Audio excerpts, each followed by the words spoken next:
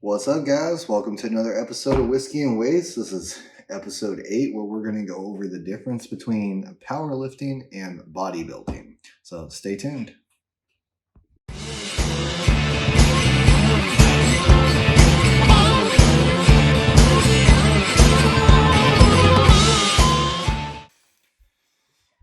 All right, like I said, we're going to go over the difference between powerlifting and bodybuilding here on episode 8.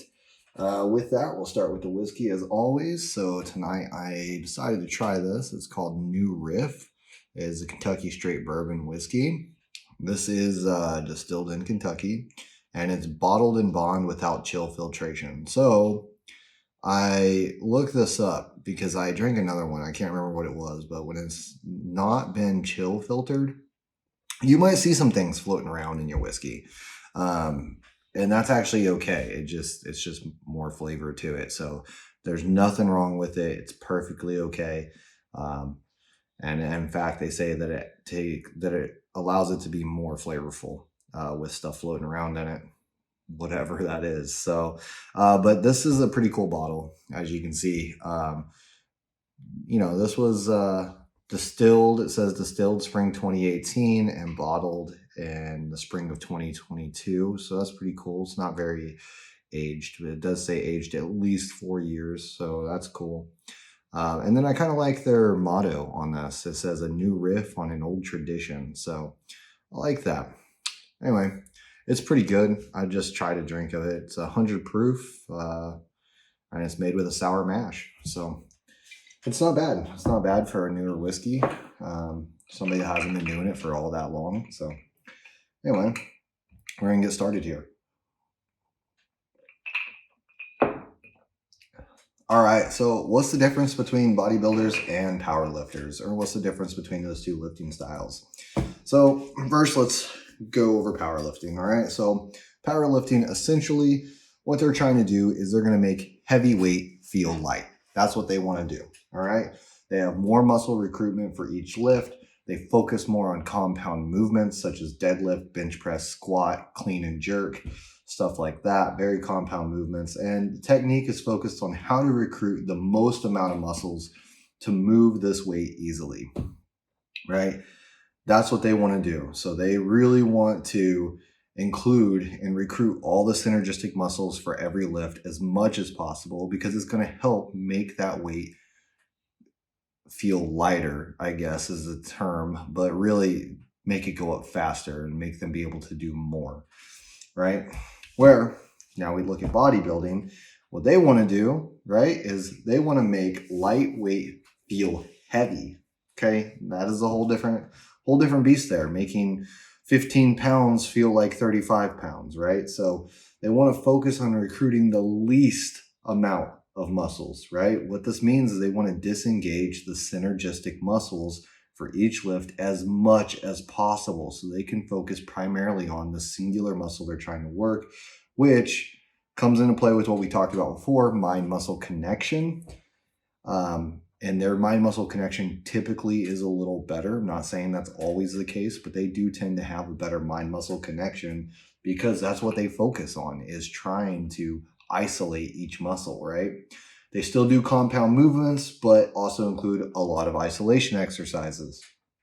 So there we go. Now, body composition wise, see here on the screen, if you want to look like a general power lifter, like this guy here, they don't normally care about body fat percentage, and they tend to have a big gut that is hard as a rock, but it sticks out. All right, we've all kind of seen that guy where he's like, dang, man, he's got big arms, or he's a big dude, but he's got this big old beer belly. A lot of times it's not a beer belly. This is just a powerlifting belly. This dudes just have big guts a lot of times. But if you ever go and feel one, they are rock fucking solid. Whereas bodybuilders, if you want to look like this, obviously a picture of the great here, this is Arnold, right? Bodybuilders, they're trying to get body fat percentage down to extremely low levels, and they want to be able to see every single muscle, right? Every muscle strand, striation, everything. So they're more on trying to show what they have and what they have built. It's all about that low body fat percentage. Here's a quick how to train like both of them, right? So power lifter, if you're wanting to be a power lifter and you just want to be extremely strong and you want to focus on strength, they focus on maximal strength, typically not doing more than 5 reps at a time with max amount of weight they can handle. Great programs for these are like 5x5 programs. If you don't know what that is, you can Google that, but most of the time it's 5 exercise, all compound, full body workout.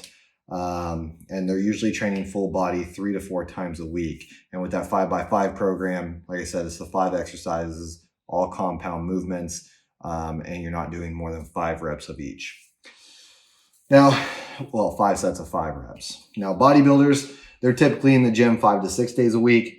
Focus on getting individual muscles to grow. They're not concerned with max amount of weight as much as they are about how those muscles look and how they recruit those properly.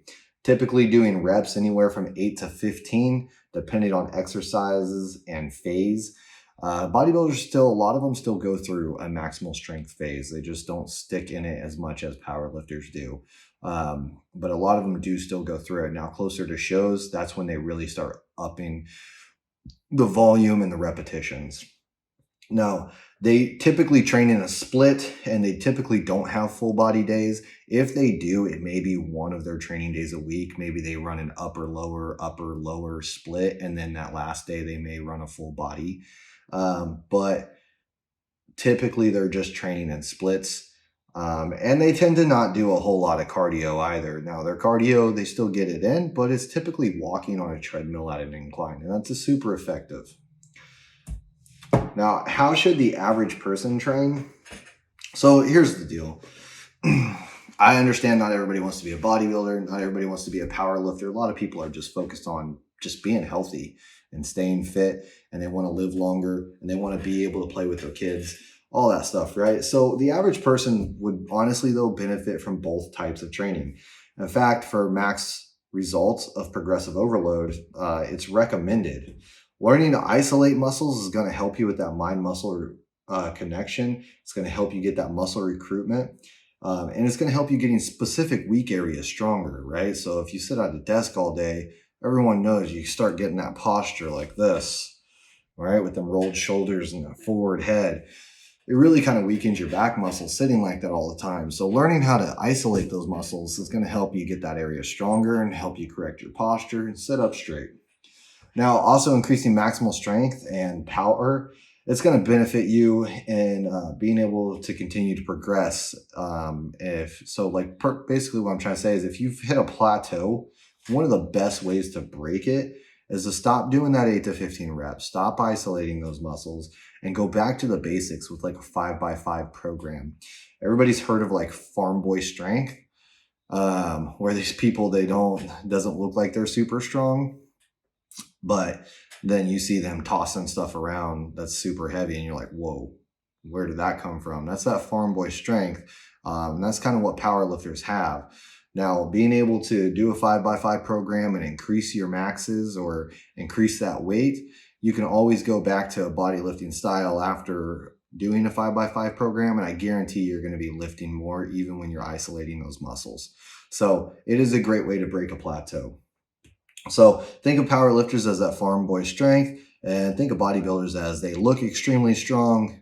They probably are pretty strong, but they're not as strong as they look, right? Getting that lower body fat percentage down is just going to make those muscles pop more. It tends to make them look way stronger. So with that, that's bodybuilders versus powerlifters. That's all I have for you guys. I probably had a little bit more to say about bodybuilders just because I've trained like a bodybuilder most of the time. Anyway, if you guys have any questions, don't forget to like, comment, and subscribe, and have a good night.